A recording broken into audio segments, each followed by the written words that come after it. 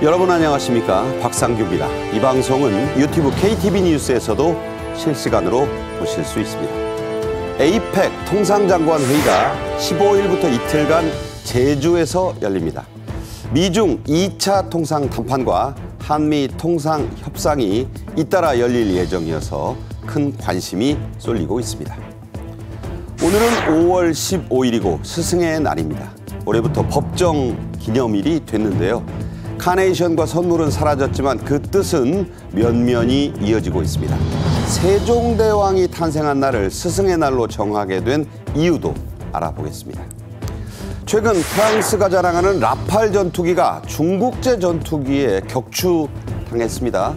제공권이 전쟁의 승패를 가르는 요즘 우리가 만든 초음속 전투기 KF-21은 어떤 수준인지 알아보겠습니다. 먼저 정오김 전 국회의원, 임종윤 시사평론가와 함께 말씀 나누겠습니다. 어서 오십시오. 안녕하십니까. 안녕하세요.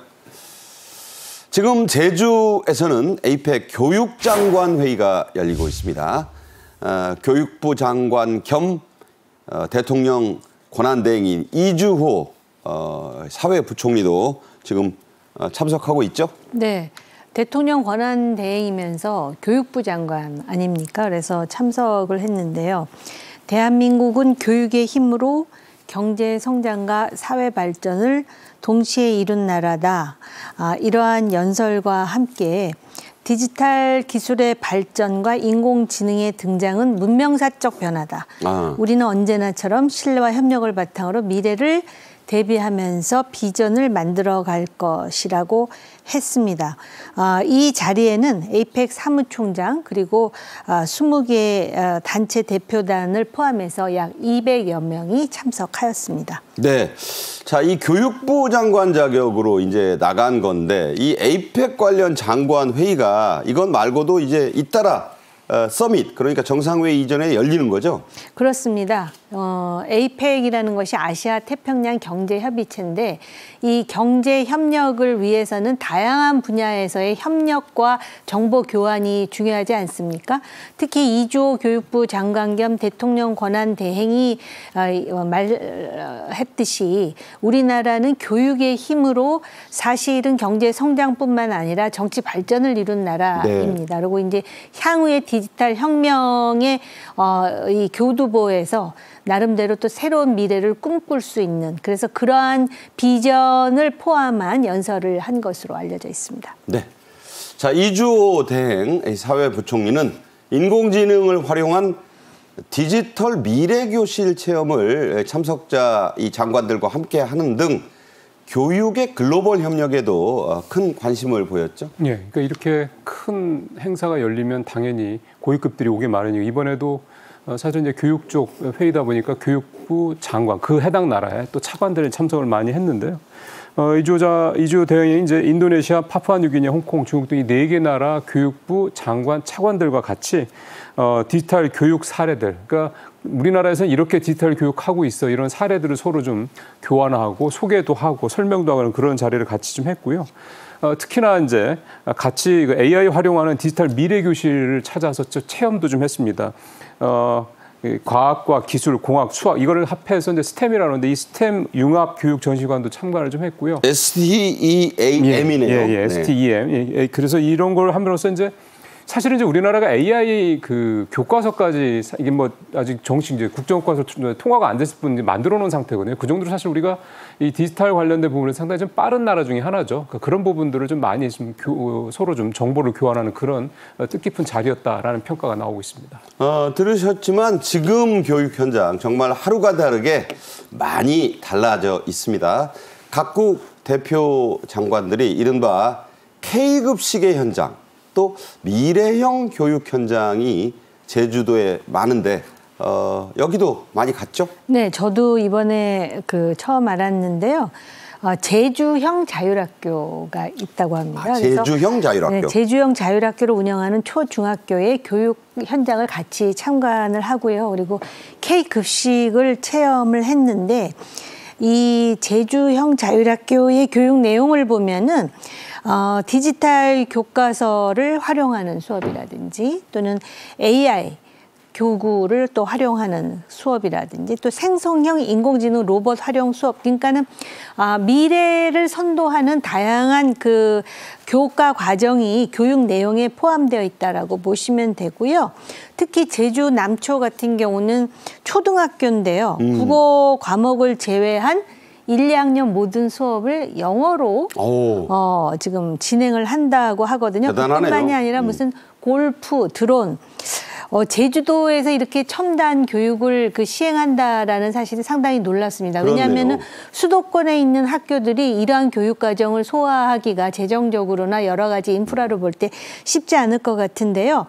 특히 지금 국제 바칼로레아 학교인 제주 북초 같은 경우는 다양한 또 탐구 프로그램이 있어서 그것이 어떻게 수업에 적용되는지 또 이제 급식 체험 같은 것을 시연하기도 했다라고 합니다. 네. 제주가 단순한 이제 관광과 자연 환경만 좋은 그런 도시가 아니다. 이걸 실감하게 되는 대목입니다. 자, 이제 중요한 얘기. 오는 10월 말에 우리 경북 경주시에서 열릴 에이펙 정상회의 얘기 좀 하겠습니다. 이걸 앞두고 에이펙의 고위관리회의라는 게 있어요. 이게 준비 모임인데 이게 무려 20년 만에 열렸다죠. 네, 제주도에서 이제 20년 만에 우리나라에서 열리게 된 건데 이 고위관리라는 게 지금 앵커 말씀하신 대로 에이펙 정상회 열리기 전에 여러 번의 준비 회의가 있지 않겠습니까? 실무자들이 모여서 이제 그 회의라고 보시면 되는 거고요. 뭐 영어로 쏨이라고 하는데 이번은 이제 쏨2라고 이제 표현을 합니다. 이번에 쏨2, 그러니까 이번 고위관리 2차 회의에서 가장 중요한 거는 미래 번영 기금이라는 이게 이제 작년에 페루 에이펙 정상회의 때 우리 정부가 제안했던 건데 이거를 이제 참석한 21개 회원국 만장일치로 이제 승인을 한 거, 이게 굉장히 의미가 있다고 봐야 되는 거고요. 이 미래 번영기금이라는 거는 기본적으로 이제 청년들 이런 사람들한테 뭔가 이제 앞으로 어떤 비전 같은 것들을 제시할 뿐만 아니라 그거를 이제 실제로 구현할 수 있도록 도와주는 어떤 그런 이제 기금이라고 보면 되는 건데 이거는 이제 우리가 제안을 했고 우리 정부가 전 세계에서 처음으로 이제 100만 달러 우리가 내겠다 이렇게까지 같이 출연 약속도 했었습니다. 그래서 이게 이제 이번에 통과를 해서 앞으로 이제 본격적으로 에이펙 정상회의 때마다 이 얘기가 이제 논의가 될 거로 보이고요. 그다음에 이제 3차 회의도 예정이 좀 됐는데요. 그거는 7월에서 8월 사이에 인천에서 열릴 것으로 인천 예정이 좀 돼 있습니다. 자, 준비가 착착 진행되고 있습니다. 이런 말을 들어보면 이제 에이펙 시즌이 한국에 온 것 같습니다. 각종 관련 장관급 회의, 아까는 뭐 교육장관 회의 열리고 있다고 했는데 여러 분야 장관급 회의가 먼저 열려요. 이게 잇따라서 우리나라에서 열리죠? 네, 10월 달에 경주 에이펙을 앞두고 다양한 장관급 회의가 열리고요. 그 주제를 보면은 디지털, 인공지능, 식량 안보, 여성 이러한 그 8개 분야의 장관급 회의가 열립니다. 그리고 이제 그 회의가 열리는 지방자치단체가 있지 않겠습니까? 그러면 이제 부대 회의를 또 준비하는 그러한 그 업무가 상당히 바쁘게 이어질 것 같은데요. 사실 우리나라의 외교 안보라는 게 양자 관계가 많잖아요. 그렇죠. 한미, 한중, 한일, 또 남북 뭐 이런 식인데 이 에이펙이 다자 경제 회담으로서 사실 에이펙을 통해서 구체적으로 뭔가가 실행된다기보다는 이러한 다자주의의 장을 통해서 한국의 위상을 보여주고 또 협력 기제를 개발한다라는 데 의미가 있다라고 보시면 됩니다. 네. 누가 되든 새 정부에서 아마 이 10월 말 에이펙 서밋에 참석하게 되겠지요. 세계가 주목하는 것은 15일부터 열리는 에이펙 통상장관 회의입니다. 여기서 스위스 제네바에서 1차 협상이 있었고 2차 협상, 미중 간의 이 관세 통상 담판이 열립니다. 이게 가장 관심을 끌고 있죠? 예, 사실은 이제 에이펙 통상장관회담도 결국 이제 에이펙 정상회의의 뭐 사전 준비 차원 중에 하나다 이렇게 볼 수가 있는 건데 사실 관심은 앵커님 말씀하신 대로 미국과 중국 두 나라의 이 2차 관세 협상 여기서 이제 어떤 얘기가 나올 것이냐 이거에 이제 관심 집중돼 있다고 봐야 될 것 같습니다. 사실은 이번 에이펙 통상장관 회의 자체가 예년의 통상장관회보다 훨씬 더 관심이 몰릴 수밖에 없는 게요. 지금 트럼프 대통령이 이제 관세, 그러니까 3월부터 품목 관세, 그다음에 4월부터 이제 상호 관세 부과하려다가 좀 90일 유예를 했죠. 그렇죠. 지금 계속 이제 개별 국가 차원의 이제 관세 협상이 이루어지고 있는데 잘 알고 계신 것처럼 이제 지난주에 미중 관세 협상이 비교적 굉장히 좀 획기적인 내용으로 좀 결론이 좀 났고 그게 이제 이를테면 말씀하신 대로 고위급 회담이었고 이번에 이제 제주도에서 양측의 이제 장관은 아니고 이제 실무차, 이를테면 미국은 USTR 대표가 나오고 중국 같은 경우는 이 상무부의 국제무역 담판 대표가 나오더군요. 그러니까 베센트 장관보다 한 단계 낮은 이제 실무자급의 이제 그러면서도 이제 무게감 있는 사람들이 이제 협상을 벌이기 때문에 여기서도 상당히 좀 구체적인 논의가 이루어질 수 있을 것으로 예상이 돼서요. 전 세계 또 미디어들이 언론들이 또 이 대한민국 제주도에 관심을 좀 가질 것 같습니다. 네, 미중 2차 담판 매우 중요합니다. 경제 관련 전문가들이 잇따라 물러나면서 이 교육 전문가인 이주호 대통령 권한 대행이 이제 이 에이펙 통상장관 회의도 주관을 하는 호스트가 됐어요. 그래서 경제안보전략회의 간담회에서 이번 제주 무역통상장관 회의에 대해서 이주호 대행이 언급한 얘기가 있습니다. 들어보시죠. 정부는 한미 간 2+2 통상협의를 통해 이른바 줄라이 패키지를 마련하기 위한 협의의 틀을 마련하였습니다. 이달 중순 개최되는 에이펙 무역통상장관회의의 계기에도 한미 간 관세 조치 논의를 위한 장관급 협의가 예정되어 있고 추가적인 기술 협의도 진행될 예정입니다. 이를 통해 미국의 우선순위 파악에 주력하면서 차기 정부가 원활한 협상을 이어갈 수 있도록 만반의 준비를 갖춰 나갈 것입니다. 네, 15일에 그 미중 회의도 중요하지만 16일로 잡혀 있는 안덕근 우리 산업부 장관과 제이미슨 그리어 미 무역대표부 대표 간의 이 면담, 사실상 한미 관세 통상 협상의 실질적 개막전이라고 봐야 되는 거죠? 네, 그렇습니다. 그래서 안덕근 산업부 장관과 제주에서 이제 관세 협상과 관련한 중간 점검을 하게 되는데요.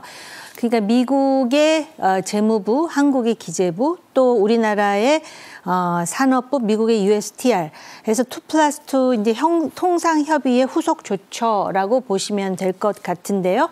4개 분야에 대해서 논의하게 됩니다. 관세, 비관세, 경제 안보, 투자 협력, 그리고 통화 정책 4개 분야인데요.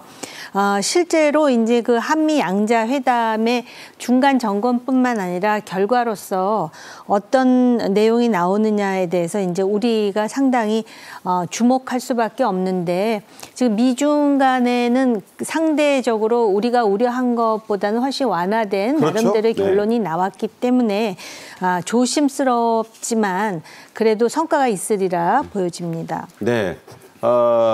미국과 중국 간에는 115%씩 관세를 깎았고 제네럴 관세 10%를 빼면 뭐 20% 펜타닐만 남으니까 우리도 그에 준한 얘기가 오고 가지 않을까, 확 내려갈 것이다, 이런 기대를 말씀해 주십니다. 주요 안건들에 대한 의제들은 공식 발표 안 됐습니다만 한미 두 나라의 입장 어떤 거죠? 예. 일단 우리 쪽에서는 관세 문제가 제일 큰 현안이 될 수밖에 없습니다. 지금 3월부터 자동차하고 알루미늄, 철강은 이미 품목 관세 25% 부과가 되고 있거든요. 지금 그래서 이제 25%가 얹어져서 수출이 좀 되고 있는 그런 상황이고요. 실제로 그래서 4월 달까지 나온 수출 통계치를 보더라도 자동차, 철강, 알루미늄 이쪽은 미국 수출이 많이 줄어든 게 나타나고 있는 상황입니다. 실제로 피해가 발생하고 있다는 얘기가 되는 거죠. 그러니까 결국은 우리 입장에서 봤을 때는 이 품목별 관세 현재 이 부분을 대폭 낮추거나 아니면 폐지하는 이 부분이 가장 중요하고요. 그다음에 또 중요한 거는 이거는 이제 품목 관세니까 뭐 상호 관세 이게 이제 일종의 보편 관세로 모든 품목이 적용되는 거기 때문에 이게 90일 유예가 됐는데 이게 7월 8일이니까 사실은 그렇게 시간이 많이 남은 게 아닙니다. 이제 한 달 반 정도밖에 안 남았기 때문에 이거 역시 이거는 이제 뭐 폐지까지 쉽지 않겠죠. 네. 지금 영국과의 협상, 그다음에 중국과의 협상에서 이제 10%가 기본적으로 말씀하신 대로 보편관세가 부과되는 건 이제 사실상 이제 일종의 마지노선처럼 됐기 때문에 우리도 10% 또는 10%에 근접한 상호관세율을 확보를 하는 게 가장 중요한 현안이 될 것 같습니다. 다만 우리가 이렇게 뭔가를 받으려면 줘야 되지 않습니까? 그렇죠. 그와 관련돼서는 이미 사실 어느 정도 얘기가 된 거긴 합니다만 일단 제일 먼저 거래되는 협상 카드는 조선업 협력 관련된 부분이고요. 그렇죠. 특히 조선업 같은 경우는 단순히 컨테이너선 같은 상선만 주어주는 게 LNG선이나 컨테이너선 같은 상선이 뿐만이 아니라 군함 문제가 또 있거든요. 사실은 그게 더 중요한지 그렇죠. 몰라요. 미국에서는 사실 이게 더 급할 겁니다. 왜냐하면 중국이 워낙에 배를 좀 많이 짓고 있기 때문에 군함도 그렇고. 그래서 이 부분에 있어서 우리 아니면 사실 해줄 수가 없습니다. 일본도 조선업이 발달된 나라긴 한데 지금 우리한테 따라올 수가 없거든요. 그래서 이거는 우리가 상당히 협상 카드로서 레버리지를 키울 수 있을 것 같고요. 미국 측에서는 이제 방위백이 또 하겠죠. 증액해달라고. 그 다음에 또 하나가 우리 이제 국민들께서 좀 예민해하신 부분이 이제 미국산 쇠고기. 네. 현재는 30개월짜리 미만만 되는데 이제 그 이상으로 해달라는 요구를 할 게 뻔해 보여서 이 부분을 우리가 어떻게 잘 조율할지 관건이라고 볼 수가 있겠습니다. 네. 어차피 이 결론은요. 7월쯤 가야 나옵니다. 서두를 이유도 없고 그렇게 하겠다고 한 바가 있습니다. 자, 우리 정부가 말씀드린 대로 집중하고 있는 게 이른바 영어로는 줄라이 패키지, 우리말로는 7월 묶음 협상, 이 정도 되겠나요? 자, 어떻게 진행되고 있죠? 7월 8일쯤에 이제 이 소위 7월 패키지를 만들 방침이라고 하는데요. 분야가 지금 소개해 주신 내용에 대해서 이제 순차적으로 협의를 하고 또 양측의 의견을 교환하고 또 우리가 내줄 것에 대해서도 쉽게 내주지 않으면서 상대방의 양보를 받아내야 되고 굉장히 중요할 뿐만 아니라 정치적으로 6월 3일에 정권이 이제 바뀌지 않겠습니까? 누가 대통령이 됐든. 그렇죠. 그렇기 때문에 실무진에서 상당히 단단한 그런 협상을 해 놓지 않으면 나중에 모든 책임이 전가될 수 있다라는 부분 때문에 지금 현재 협상에 임하는 정부에서는 상당히 부담을 느낄 것 같습니다. 네. 그럼에도 불구하고 사실 이제 정부가 만들어지면은 인수위 없이 이제 그 정부가 이어지는 또 측면도 있다 보니까는 지금 사전에 나름대로 새로운 정부가 들어섰을 때 이게 유일한 현실적인 대안이다라고 인정할 수 있을 만큼 그렇게 무조건 양보하지 않고 줄 거는 주되 받을 것에 대해서 확실히 받는 준비 작업이 선행돼야 된다고 봅니다. 네. 어차피 인수인계를 잘 해서 넘기겠지만요. 재판부 바뀌는 거 비슷합니다, 이게. 그래서 국익 차원에서 잘 인수인계가 됐으면 그게 누구든 바랄 뿐입니다. 흔히들 천년고도라는 경주가 생긴 이래 이렇게 많은 나라의 국가 원수들이 모인 건 당연히 처음일 것 같습니다. 지금 무척 바쁘다는 경주의 모습 함께 보시죠.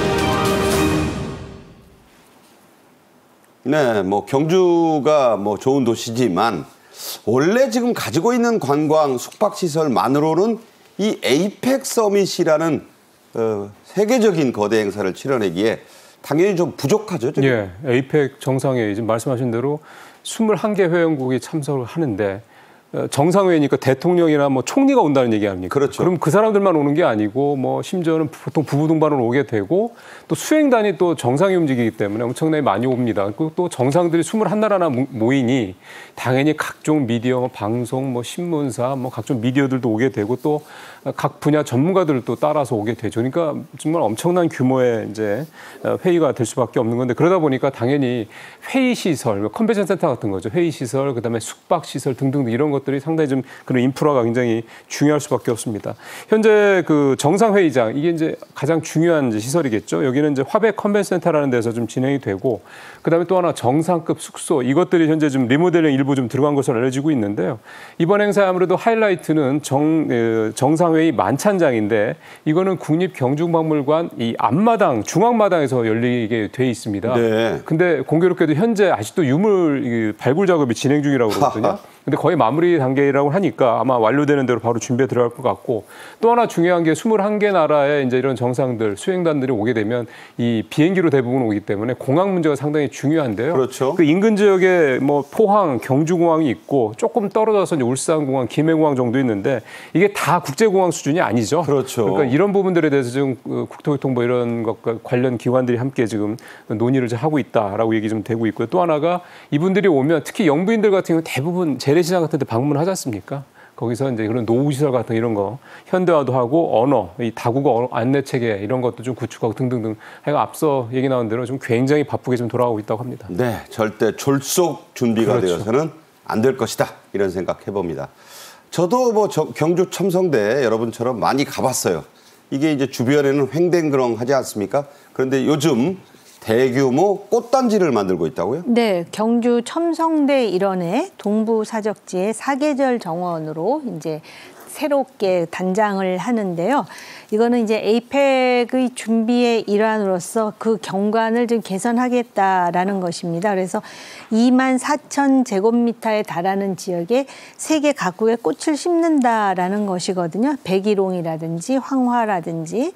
그래서 이 꽃 화훼를 조성할 뿐만 아니라 화훼 단지를 탐방로라든지 그 편의시설도 정비한다 그러는데 지금 경주에서 에이펙이 열리는 기간이 가을입니다. 그렇죠. 그런데 이제 꽃은 주로 봄, 여름에 피다가 가을에 지지 않습니까? 그렇죠.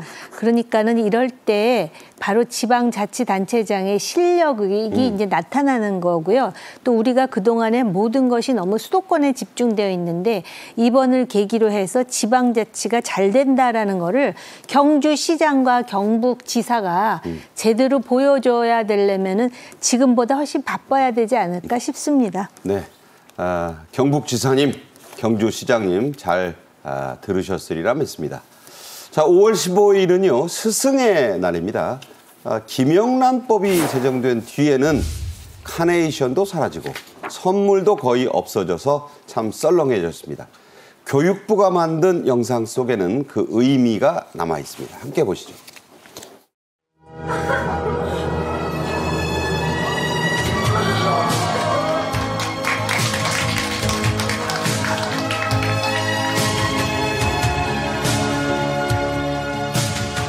민서쌤의 쪼꼬미 시절 고1 담임을 맡았던 이상미입니다.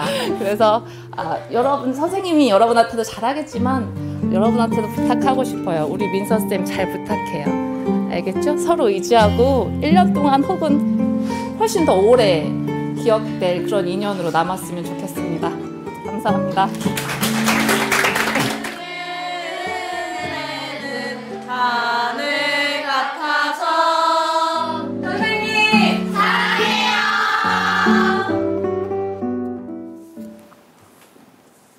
세종대왕 태어나신 날을 스승의 날로 잡았다. 저도 사실은 몰랐습니다. 실제로 우리 국민 10명 중에 8명 꼴로 저와 비슷한 실정이라죠? 네. 세종대왕 탄신일이 5월 15일. 이게 사실 이제 딱 드는 의문이 그러면 이게 양력으로 환산을 한 건가? 왜냐면 그때는 다 음력을 썼잖아요. 그렇죠. 이제 그런 생각이 드는데 몰랐다라고 대답한 사람이 76.3%에 달할 정도로 그리고 올해의 스승의 날 세종대왕 탄신일을 첫 법정 기념일로 지정했다라는 사실에 대해서도 몰랐다라는 여론이 78.7%에 달한다고 합니다. 그리고 스승의 날은요, 1950년대, 그러니까 우리가 태어나기도 전인데요. 58년에 충남의 한 여자 고등학교에서 편찮으신 선생님에 대한 봉사 활동을 계기로 해서 시작이 됐고요. 1964년 5월 26일에 은사의 날이었다가 65년 5월 15일을 스승의 날로 지정을 했다고 합니다. 왔다 갔다 했어요. 네, 세종대왕의 양력 탄신일이라고 합니다. 5월 15일은 그래서 스승의 날로 정했다고 합니다. 예. 태음력이라는 게 있어서 환산이 수백 년 전 것도 된다고 합니다. 세종대왕은 우리 역사의 이 대표적인 애민군주였습니다. 그래서 요즘 이런 건 시행해도 그대로 적용해도 훌륭하다. 이런 정책들 참 많이 있어요. 네. 태종의 아들 중에 가장 공부를 열심히 하고 또 항상 오랫동안 공부하느라고 앉아 있어서 그것 때문에 지병을 앓기도 한 애민군주였는데요. 그 복지 정책도 굉장히 그 선도한 그런 임금이셨습니다. 그래서 관비를 대상으로 해서 출산 휴가를 당시에는 7일이었는데 이거를 100일로 늘리고 또 관에 소속된 노비, 연노비에게. 그렇습니다. 그다음에 예. 1430년에는 30일을 또 추가해가지고 아기 낳은 관비에 대해서 그래서 130일 출산 휴가를 주었을 뿐만 아니라 남편에게도 유급 휴가를 주었다라고 합니다.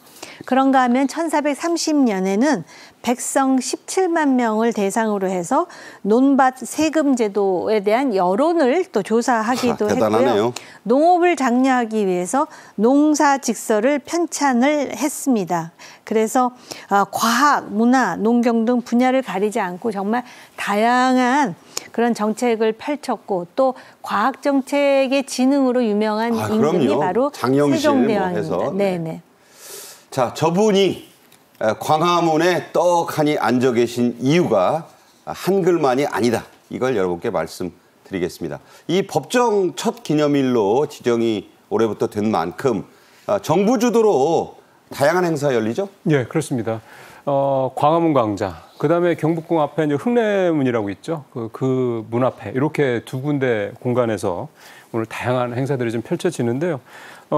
일단 지난해 11월에 세종대왕 나신 날 이게 이제 국가기념일 지정된 이후 첫 국가 잔치다라는 데서 이제 의미가 좀 있겠고, 기념식도 다양히 열리고 당연히 그다음에 다양한 공연, 전시, 체험 행사들이 진행이 좀 됩니다. 특히 광화문 광장 앞에 이제 앞서 앵커께서 말씀하신 대로 이제 세종대왕상이 있는데요. 이 앞에서는 용호선 문화체육관광부 차관이 직접 꽃을 선물하는 그런 세리머니도 좀 있고요. 각종 축하 공연들이 펼쳐질 예정입니다. 네. 자, 세종대왕이 잠들어 계신 곳은 경기도 여주의 영릉입니다. 주변에 다른 왕릉도 있어요. 자, 이 모든 왕릉들 무료로 개방이 되죠? 예. 아마 오늘 오전에 가신 분들 계시지 않을까 싶은 생각이 드는데 여주에 가보신 분들은 아시겠지만 정말 고즈넉하고 풍광도 좋고 뭐 자연 경관도 좋은 데입니다. 그래서 오늘 거기에 또 세종대왕만 계신 게 아니라 세종대왕의 아들이죠. 효정대왕릉 영묘도 좀 같이 있어서 여기를 무료 개방을 하고요. 또 오늘은 또 그런 행사가 있는 날이기 때문에 이 숙모제전도 여기서 열립니다. 숙모제전이라는 거는 이제 쉽게 얘기하면은 세종대왕을 기리는 그런 이제 그렇죠. 제사가 되는 건데 특히 여기에서 세종대왕이 직접 지은 이 궁중 음악이죠. 여민락 이 연주도 되고 저는 이거 처음 알았는데 세종대왕이 직접 무용도 이렇게 창작하셨다고. 거의 아리스토 그 천재시셨어요. 예. 그래서 이게 궁중무용이 복례의라고 합니다. 네. 그래서 이 공연도 거기서 진행이 돼서 정말 뜻깊은 행사가 펼쳐질 것 같습니다. 네, 레오나르도 다빈치급이다. 제가 또 아리스토텔레스를 잘못 얘기할 뻔했습니다. 정오김 전 국회의원, 임종윤 평론가와는 여기서 인사드리겠습니다. 감사합니다. 고맙습니다. 네. 최근 인도 파키스탄 분쟁이 아주 치열했죠. 여기서 놀랄 일이 하나 벌어졌어요. 프랑스가 세계에 자랑하는 라팔 전투기가 중국제 전투기에 격추를 당했습니다. 세계가 경악했죠. 우리가 만든 순국산 전투기 KF-21 보람에는 어떨지 집중 분석하는 시간 갖겠습니다. 먼저 영상 보시죠.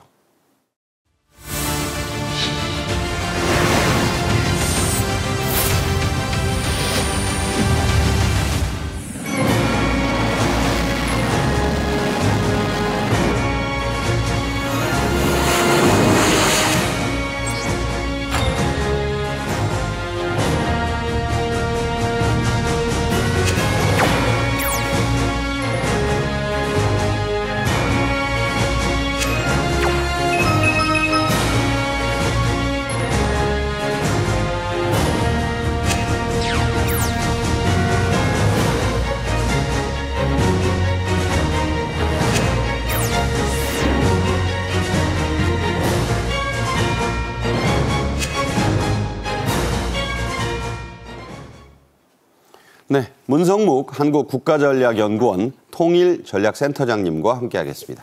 안녕하세요. 네, 안녕하십니까. 네. 자, 라팔, 프랑스의 자존심입니다. 그런 최신의 이 전투기 처음으로 격추당했습니다. 자, 이거 세계가 놀라고 있어요. 예, 저도 참 납득이 안 되더라고요. 객관적으로 보면 라팔 전투기가 중국제 전투기보다는 우수하다라고들 다 인식을 하고 있거든요. 지금 인도 파키스탄에서 군사적 충돌이 있었고 프랑스가 자랑하는 라팔과 중국의 주력 전투기죠. J-10C라고 하는 전투기가 격돌을 했습니다. 그런데 사실 프랑스가 개발한 이 라팔 전투기가 2001년에 실전 배치가 됐거든요. 24년 됐네요. 그러니까 24년 만에 첫 번째 피격입니다. 물론 이게 파키스탄 주장입니다만 주장대로라면. 근데 실제 앞서도 말씀드렸습니다만 라팔 전투기는 기체 무게의 1.5배까지 무기를 탑재할 수 있거든요. 네. 그렇다면 라팔에 장착된 공대지 미사일, 공대공 미사일 이것이 중국제보다 떨어지진 않을 것이다라는 생각이었는데 격추가 됐다는 얘기거든요. 상대적으로 중국 전투기는 2003년부터 운영이 됐지만 실전 경험이 부족하고요. 라팔을 운영하는 나라는 많은데 중국제 전투기를 운영하는 나라는 파키스탄뿐입니다. 중국과. 그렇기 때문에 조금 의외라는 생각이 듭니다. 네, 일단 파키스탄과 중국 측의 주장에 따른 겁니다. 어쨌든 라팔이 떨어진 것을 원인이 과연 뭘까? 지금 전문가들의 해석이 분분합니다. 일단 어떻게 분석되고 있죠? 예, 그러니까 지금 얘기로는 서로 영공을 넘어가지 않고 각각 자기 영공에서 이 전투를 벌인 겁니다. 그런데 지금 보면은 중국산 이 전투기에 장착된 미사일의 이름이 PL-15라고 하는 공대공 미사일입니다. 이 공대공 미사일이 라팔을 격추했다 이런 얘기인데 사실 라팔은 유럽 6개 나라가 공동으로 개발한 미티어라고 하는 미사일을 탑재하고 있기 때문에 이게 과연 중국제보다 정말 성능이 떨어지느냐 이런 이 의문점이 있거든요. 그렇네요. 지금 얘기로는 PL-15 이거는 능동 레이더가 장착이 돼 있어서 이걸 이 전투기를 추적을 해서 이제 요격을 하는데 아마 사거리가 좀 더 길 가능성이 있다 그러는데 파키스탄 측 주장은 그런 겁니다. 이 통신 그다음에 이 레이더 차단 이런 교란을 통해서 이 격추를 시켰다 이런 주장을 하고 있거든요. 그러나 아직까지는 이 드러난 물증이 없기 때문에 좀 그건 지켜봐야 될 것 같습니다. 속단은 아직 금물이다 이런 말씀이 되지만 어쨌든 뉴스 자체는 충격이었습니다. 세계 이 지구촌의 하늘을 지배하는 것은 미군입니다. 미군의 전투기에는 전부 F가 붙어 있죠. 파이터 이런 뜻입니다. 미군이 자랑하는 차세대 전투기 뭐가 있죠? 예, 그러니까 지금 주력 전투기가 F-35 또는 F-22 랩터 이게 소위 말하는 5세대 전투기라고 얘기하는데 F-22 랩터. 네. 그런데 지금 미국이 개발하는 게 6세대 전투기입니다. 6세대. 6세대는 러시아, 중국, 일본도 영국도 같이 개발하고 있는데 이게 이름이 F-47입니다. 2030년에 실전 배치된다는 얘기인데 47 숫자 좀 눈여겨보지 않습니까? 글쎄 왜 47일까요? 47이라는 게 트럼프 대통령이 미국의 47대 대통령입니다. 47대 대통령 때 만들었다? 예, 아마 그런 걸 염두에 둬서 트럼프 대통령이 상당히 그 숫자를 좋아한다고 얘기를 합니다. 이게 이제 실전 배치되면 지금의 기존의 F-35라든지 21을 대체할 것이고 아마도 이 F-41이 개발되면 전투 반경이 획기적으로 늘어납니다. 그러니까 전투 반경이 늘어나면 당할 전투기가 없다 이렇게 볼 수 있는 것이죠. 1860km 이상이면 한반도는 다 들어가네요. 한반도가 이제 대략 한 1000km라고 본다면은 그보다 훨씬 더 거의 한 배 반 이상 거리를 작전할 수 있는 그런 역량을 구비한다고 볼 수 있습니다. 만주로부터 시작해서 마라도 이남까지. 그럼요. 어마어마하네요. 예. 네. 자, 우리는 우리 것에 좀 관심을 가져야겠죠. 한국형 차세대 순국산 전투기 KF-21 보라매. 자, 도입이 멀지 않았습니다.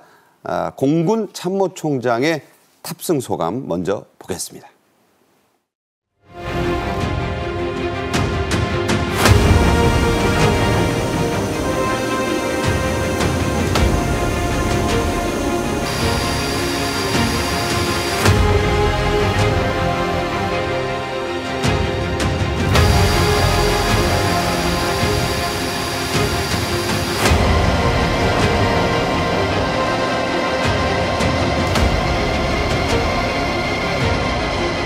방전 장비들이 너무 훌륭해서 그래서 미래 공군 조종사 후배들이 너무 부럽고 지금 이 항공기를 가지고도 내가 배갈 수 있을 것 같아요. 네, 공군 참모총장님 아주 경력이 쟁쟁한 이 조종사입니다. 우리의 이 차세대 전투기 참 자랑스러운데 KF-21이죠. 보라매란 별칭이 있습니다. 제가 우리 장군님께 물어보니까 한 4.5세대 정도 된다 하셨는데 네. 자, 어떻게 구체적으로 표현할 수 있을까요? 예, 그러니까 지금 KF-21은 전 세계가 주목하고 있습니다. 지금 주력 전투기가 대략 4.5세대거든요. 5세대가 지금 나오고 있습니다만 이게 한국형 초음속 전투기입니다. 이 속도가 마하 1.8이니까 음속의 1.8배라는 얘기죠. 네. 속도가. 그리고 지금 사실 이걸 개발하기 시작한 것은 우리가 기존에 가지고 있었던 F5, 그다음에 F4를 대체하기 위한 것인데 지금 방금 보셨습니다만 이 지금 KF-21은 2022년 첫 비행에 성공을 했고요. 지금 최대 추력이 44,000. 그리고 이 항속 거리가 2,800km거든요. 굉장히 긴 거리입니다. 그리고 이게 최대 탑재가 7,700kg이기 때문에 이것이 개발이 된다면 지금 우리가 운영을 하고 있는 이 FK, 이 KF-16이라든지 그다음에 F-15 전투기를 능가하는 그런 능력을 가지고 있고 5세대, 6세대로 발전할 기반을 가지고 있습니다. 네. 자, 우리가 우리 기술로 정말 이 전투기를 개발해서 외국에 수출까지 하는 나라가 됐다. 엄청난 얘기입니다. 네. 과거에 6.25 때 그 수류탄을 손으로 던지면서 싸웠다는 얘기 여러분 들어보셨죠? 그런 나라가 70년 만에 이렇게 된 겁니다. 대단하죠. 자, 이 KF-21의 메리트, 장점을 좀 소개해 주시죠. 가장 중요한 것은 생존성이거든요. 그러니까 레이더에 탐지될 수 있는 그 공간을 굉장히 최소화시킨 겁니다. 이건 이제 저피탐 형상 설계라고 얘기를 하거든요.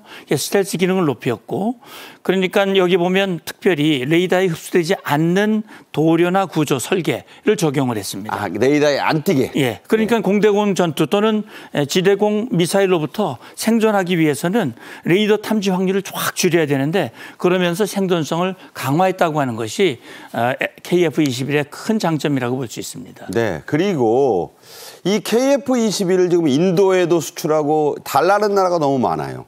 자, 이게 왜 그러느냐? 미제 사고 싶죠. 돈이 엄청난 거예요. 프랑스도 비쌉니다. 그런데 KF-21 이 가성비가 뛰어나고 한국에 또 여러 가지 장점이 있잖아요. 배처럼 가성비만 좋은 게 아니라 납기도 잘 지키고 AS도 잘 되고 자, 이런 장점들도 있죠. 맞습니다. 근데 이제 사실 무기를 수출하는 데 있어서는 기술이 중요하거든요. 우리 기술이 많이 들어가야 수출을 자유롭게 할 수 있습니다. 이게 국산화율이 65%입니다. 대단한 수준이거든요. 이 정도면 대단한 거죠. 그럼 여기는 계속 이제 그 비율을 늘려갈 텐데 능동 위상 배열 안테나를 탑재하고 있고요. 산업부는 국가 첨단 전략 기술을 이미 지정을 했습니다. 한화에어로스페이스는 2030년까지 KF-21용 엔진을 완전히 국산화한다. 그런 목표를 가지고 있습니다. 만드는 건 쉬운 일 아니잖아요. 예, 그렇습니다. 그래서 사실 이렇게 만들 수 있는 날은 손가락에 꼽을 정도이거든요. 10손가락 안에 들어가야죠. 그럼요. 그렇기 때문에 말씀하신 대로 가성비가 높고 운영 유지비가 낮기 때문에 이것을 선호하는 나라들이 지금 줄을 서 있다. 이런 생각이 듭니다. 네. 지금 앞서 문성목 센터장님이 말씀하신 우리 KF-22 보라매, 21 보라매군요. 4.5세대라고 했습니다. 그러면 4세대는 넘고 미국이 자랑하는 최신의 5세대보다는 조금 이 아래 수준이다. 이게 참 표현이 애매한데 어떤 게 차별화 포인트일까요? 예, 그러니까 4세대와 4.5의 차이는 레이더입니다. 능동 위상 배열 레이더 A사라고 하는 레이더가 탑재돼 있느냐 안 돼 있느냐. 이게 이제 4세대와 4.5세대의 이제 비율이고. 그러니까 완벽한 스텔스냐 아니냐. 예, 그다음에 이제 5세대 이게 이제 스텔스는 5세대 전투기보다는 스텔스 기능이 조금 떨어지는 게 4.5세대입니다. 대신 아까도 말씀드렸습니다만 도입 유지 비용이 매우 낮습니다. 네. 그리고 사실은 일부 국가들은요 전부 5세대화하지 않고 5세대와 사실 우리 대한민국이 대표적이죠. F-35 5세대가 있고 그다음에 F-15K라든지 KF-16 이게 4.5세대거든요. 이걸 함께 운용을 하고 있는데 안보 위협이 낮은 국가들 필리핀 같은 경우는 이런 게 필요가 없어요. 그렇죠.